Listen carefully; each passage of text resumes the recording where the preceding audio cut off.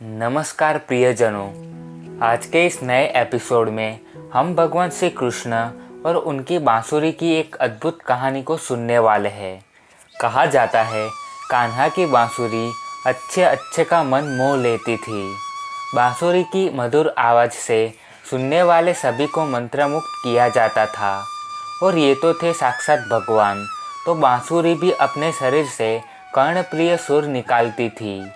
अब इसी बांसुरी के ऊपर हमारी कहानी आधारित है। मनोहर गढ़ नाम के सुंदर गांव को प्रकृति ने एक सुंदर जंगल के पास बनाया था।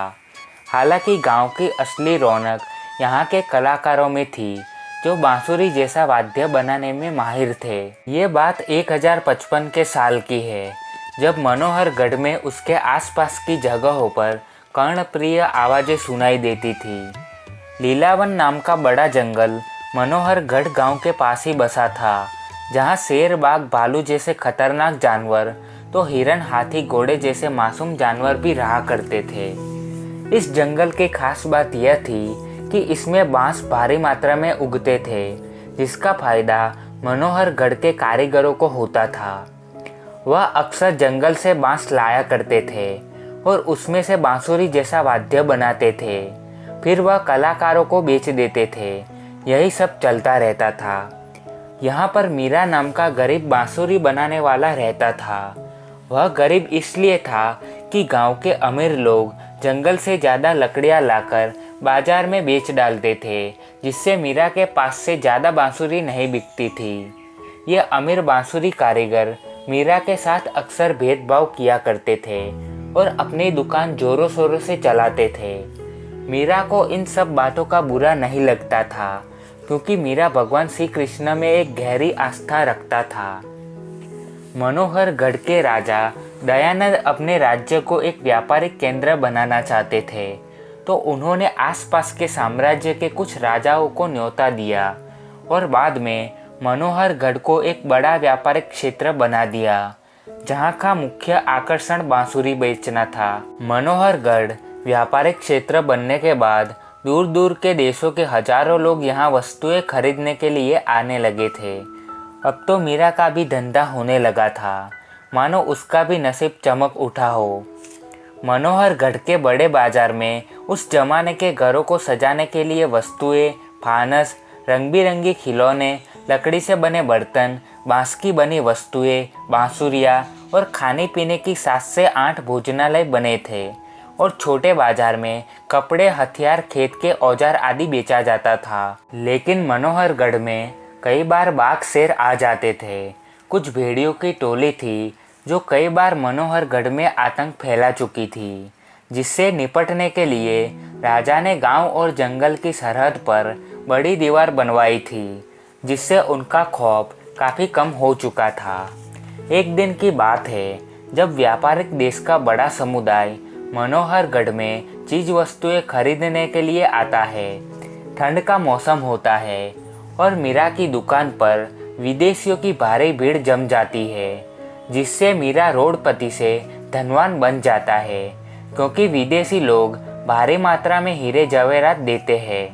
गांव के अमीर बहुत अमीर हो जाते हैं।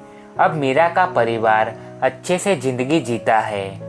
एक दिन की बात है, गांव के कारीगरों की टोली बांस की लकड़ियां लेने के लिए औजार लेकर निकलते हैं। जंगल में जाकर सब बांस के पेड़ों को काटने लगते हैं। शाम होती है। मीरा लकड़ी काटते काटते जंगल में थोड़ा आगे चला जाता है। शाम होने पर अमीर कारीगर तो निकलने की बात करते हैं, पर मीरा के कुछ दोस्त इनकार कर देते हैं, क्योंकि मीरा जंगल में आगे चला गया होता है। अमीर दुकानदार तो वहाँ से गांव की ओर निकल जाते हैं, पर मीरा के 5 दोस्त जंगल में ही ठहर जाते हैं। रात होती है। मीरा के दोस्त उन्हें ढूंढते हैं, पर वह नहीं मिलता, तो वो लोग अपनी बैलगाड़ी के पास आकर लकड़ियाँ जलाकर रात को यहीं ठहरने की बात करते हैं। इस बाजू मीरा अपने ठिकाने की ओर अच्छी अच्छी बांस को काट कर लेकर आने के लिए निकलता है। थोड़ा आगे चलने पर मीरा को एक बांस का पेड़ नजर आता है, जो चमकता हुआ होता है। मीरा लकड़ी का बारा अपने कंधे पर लिए उस बांस के पेड़ की ओर जाता है। जैसे ही वह उसके पास जाकर उसे छूने की कोशिश करता है तो बांस से आवाज आती है कि मीरा, तुम मुझे काटकर अपने साथ ले चलो। जैसे ही तुम मुझे काटोगे मैं आम लकड़ियों की तरह बन जाऊंगा, तुम ही मुझे पहचान सकोगे। मेरी उत्पत्ति साक्षात मुरलीधर ने की है। ब्रह्मांड की यात्रा के दौरान श्री कृष्ण की बांसुरी से अमृत की कुछ बूंदें धरती पर गिरी और जहाँ जहाँ ये बूंदें गिरी थी वहाँ वहाँ कुछ न कुछ वस्तुएं बन गई थी और मेरा पेड़ भी ऐसे ही बना था। मीरा यह सुनकर अचंभित हो जाता है, पर उसे जरा भी लालच नहीं आती है। वह बांस के साथ वार्तालाप करता है और थोड़ी देर बाद आखिर वह उसे काटकर अपने कंधे पर डालकर जंगल के रास्ते की ओर निकल जाता है। सुबह के 4 बजे वह अपनी टोली के पास पहुंच जाता है। बैलों की रक्षा करने हेतु उसका एक मित्र जलती लकड़ी लेकर बैलों के आसपास मंडरा रहा होता है। जैसे ही वह मीरा को देखता है वह खुश हो जाता है। आवाज़ सुनकर बाकी के दोस्त भी नींद से जाग उठते हैं। वह मीरा को देखकर खुश हो जाते हैं। वह मीरा से पूछते हैं कि आखिर वह टोली से कैसे बिछड़ जाता है। मीरा बोलता है कि पता नहीं कैसे वो टोली से बिछड़कर जंगल में आगे चला गया। बहरहाल वह लोग घर की ओर निकल जाते हैं। सब लोग थोड़े दिन बाद इन लकड़ियों से तरह तरह की वस्तुएं बनाते हैं, खासकर बांसुरियाँ। मीरा वह चमकती हुई बांस को काटकर सुंदर बांसुरी बनाता है, जो सिर्फ उससे ही बात किया करती थी। मीरा ने जब वह बजाई तो अंदर से मधुर आवाज़ें निकलने लगी। इससे सुनने वाले मंत्रमुग्ध हो गए। राजा ने अपने राज्य में महामेले का आयोजन किया होता है, जिसमें अरब देशों के प्रजागण को संदेशा भेजा जाता है। इस महामेले में सभी अपनी दुकानें बांध लेते हैं। आसपास के राज्यों में से भी व्यापारीगण अपनी चीज वस्तुएं बेचने के लिए यहाँ पर आते हैं। इस 5 दिन के महामेले में खाने पीने की वस्तुएं भी मिलती है। मीरा अपने मित्रों के साथ मिलकर दुकान बनाने लगता है। सभी मित्र अपनी चीज वस्तु बेचने को तैयार होते हैं। अरब देश से लोग आना शुरू हो जाते हैं। राजा ने उनके रहने खाने पीने की व्यवस्था पहले से ही कर दी होती है, तो कोई दिक्कत नहीं होती। मीरा अपनी जादुई बांसुरी बजाता है और सभी लोग उसकी दुकान पर आ जाते हैं। अक्सर बांसुरी बेचने वाले इसी आइडिया को अपनाकर बांसुरी का धंधा करते थे, लेकिन इस जादुई बांसुरी से जो संगीत उत्पन्न होता है, जो कई ग्राहकों को आकर्षित करता है। सभी दुकानदारों से पहले सिर्फ 3 दिनों के भीतर मीरा की बनाई हुई 700 से 800 बांसुरियाँ बिक जाती है। बाकी के 2 दिन वह अन्य वस्तुएं बेचने में गुजारता है। यह सब देख मीरा के दोस्त तो खुश होते हैं, क्योंकि उन्हें कोई घमंड या लालच नहीं होती। लेकिन वो अमीर दुकानदार यह बिल्कुल पसंद नहीं करते। वह एक दिन इकट्ठे होकर मीरा के नए बनाए घर पर जाते हैं। वह मीरा को बाहर बुलाते हैं और उसको बोलते हैं कि बहुत धन कमा लिया तूने, अब तू यह धंधा छोड़कर बाजार में खाने पीने की वस्तुएं बेचेगा। मीरा इनकार करते हुए कहता है कि वह एक बांसुरी बनाने वाला कलाकार है। उसे रंग बिरंगी बांसुरी बनाना आता है, ना ही भोजन। मीरा उन लोगों की बातों को नज़रअंदाज कर कर घर में चला जाता है। अमीर धनवान लोग गुस्से में आकर मीरा की बनाई हुई वस्तुएं तोड़ फोड़ कर चले जाते हैं। वह मीरा को बाजार में धंधा न करने की धमकी भी देकर जाते हैं। मीरा दुखी हो जाता है, वह रोता है। वह राजा के महल पर अपना दुख लेकर जाता है। राजा मीरा की बात सुनकर अमीर धनवान दुकानदारों की टोली को महल में बुलाता है। राजा उन्हें चेतावनी देता है कि वो लोग जिनको धंधा करना है खुले दिल से करने दे, नहीं तो काल कोठरी में डाल देंगे। धनवान लोग राजा से कहते हैं कि ये गरीब मीरा के थोड़े सालों से इतना धंधा होता है कि वह भी धनवान बन चुका है। हमारे यहाँ मंदी आने लगी है। राजा कहते हैं कि खा पी सको उतना तो कमा ही लेते हो ना, फिर क्या लालच है। वैसे भी बांस तो जंगल से ही काट कर ही लाते हो ना, थोड़ी किसी से खरीद कर। इतना सुनकर अमीर दुकानदार गुस्से से भर जाते हैं, पर वह मन में गुस्से को दबा लेते हैं। दरबार पूरा हो जाता है, सब घर चले जाते हैं। लेकिन मीरा को पता होता है कि वो अमीर दुकानदार उसे बदला लेने के लिए जरूर आएंगे। इससे बचने के लिए वह श्री कृष्ण के मंदिर से होकर गुजरता है। उसी दिन मीरा की पत्नी बच्चों को लेकर मामा के घर दूसरे गांव में जाने के लिए निकलती है। अब मीरा घर में अकेला होता है। वह जादुई बांसुरी से बात करता है। बांसुरी बोलती है कि भगवान श्री कृष्ण की ही यह लीला है कि उन्होंने मुझे तेरे पास भेजा है। तू देखता जा आगे क्या क्या होता है। एक दिन महिषासुर के नाखून कटकर धरती पर पड़ने से पैदा हुए कली और बलि नाम के असुर मनोहर गढ़ में आते हैं। कली और बलि गांव में आकर चिल्लाने लगते हैं। शरीर से काले रंग के कली और बलि को अनंत शक्ति का वरदान होता है।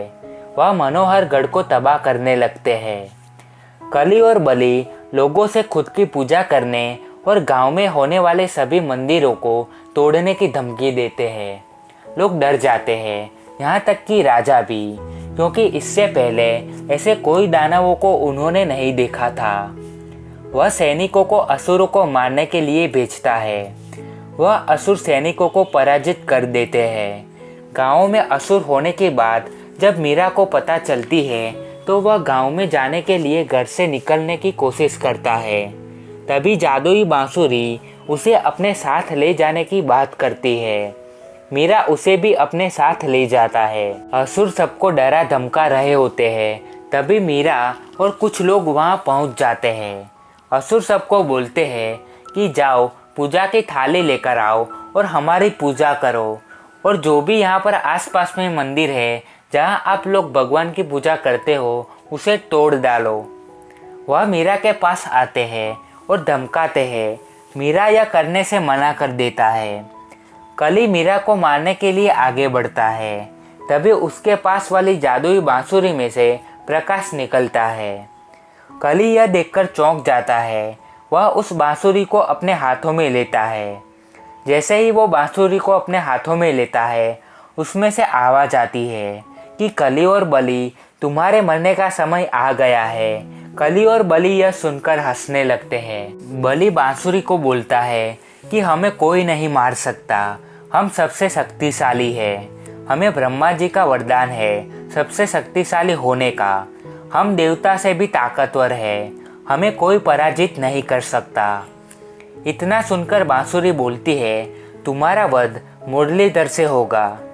कली बांसुरी को तोड़ने की कोशिश करता है, लेकिन बांसुरी कली के हाथ से छूटकर आकाश में उड़ने लगती है। तेज प्रकाश होता है और प्रकाश में से सुदर्शन धारी निकलते हैं। कली बलि श्री कृष्ण को देखकर सिर खुजाने लगते हैं। श्री कृष्ण के हाथ में सुदर्शन चक्र घूम रहा होता है। वहाँ पर मौजूद सभी लोग श्री कृष्ण को प्रणाम करते हैं। श्री कृष्ण कली और बलि को कहते हैं कि भगवान इंद्र ने तुम्हें धरती लोक पर न जाने का श्राप दिया था, लेकिन तुम उनकी बात टालकर यहाँ आ ही गए। तुम्हारा विनाश निश्चित है। कली बलि बोलते हैं कृष्ण हम सबसे शक्तिशाली है, हम जो चाहे वो कर सकते हैं, जहाँ चाहे वहाँ जा सकते हैं, हमें कोई श्राप रोक नहीं सकता। श्री कृष्ण कली बलि को चेतावनी देते हैं, लेकिन कली बलि उनसे कहते हैं कि वह सबसे शक्तिशाली है। ऐसा बोलकर कली बलि अपनी शक्ति से शस्त्र पैदा करते हैं और श्री कृष्ण की ओर भेजते हैं। पर श्री कृष्ण अपने दूसरे हाथ से अखंड त्रिशूल पैदा कर असुरों के शस्त्र को नष्ट कर देते हैं। कली बलि गुस्से में आकर भगवान से अनाप शनाप धमकी देते हैं। यह सुनकर श्री कृष्ण सुदर्शन चक्र को कली बलि का वध करने के लिए भेजते हैं। एक ही पल में सुदर्शन चक्र कली बलि का सिर धड़ से अलग कर देता है। कली बलि के शरीर और धड़ धरती में घट जाते हैं। सब सुकून की सांस लेते हैं। श्री कृष्ण धनवान अमीरों को मीरा को न सताने की बात करते हैं। अमीर धनवान दुकानदार मुरलीधर से क्षमा मांगते हैं और मीरा से भी माफ़ी मांगने लगते हैं। अंत में श्री कृष्ण मीरा की बनाई बांसुरी को बजाते हैं, जिसमें से मधुर संगीत उत्पन्न होता है। जैसे गीतम मधुरम पीतम मधुरम भुक्तम मधुरम सुप्तम मधुरम रूपम मधुरम तिलकम मधुरम मधुराधिपते रखिलम मधुरम। श्री कृष्ण सबको आशीर्वाद देकर विलीन हो जाते हैं। कहानी के अंत में सब लोगों को जय श्री कृष्ण। और ऐसे ही आध्यात्मिक कहानियाँ और भूतों से जुड़ी जानकारी प्राप्त करने हेतु हमारी YouTube चैनल को सब्सक्राइब कर ले।